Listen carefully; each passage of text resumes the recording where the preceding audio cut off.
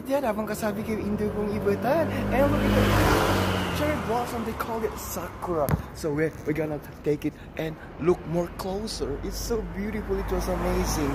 Balo mo, balang habang kasabi kayo, pengari ko. Look at that, you know, guess what? And of course, it symbolizes purity and love. In Korea, they call this cherry blossom trees.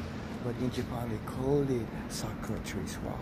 It symbolizes like love, purity, and hope, and peace. Why? Something mga Java cut, look at that, eh? Biro mo kayong dala na tilang sakura trees mga yan, eh? That's way to Seoul. This is way to Pyongyang. That's way to heaven. It's so beautiful. Kasi something mga Java cuts, balo may sakura ngayon, eh? It was amazing. Kaya Pilipinas sa tinamo rin. Kaya ang balo kayong Port Bonifacio. Ating kong nga balitan mo ito kaya TikTok. Wow, it was amazing. Imagine kayang kang paligid-ligid, ne? Something. And of course, it was beautiful. Makawalang release stress. No ka rin ka man.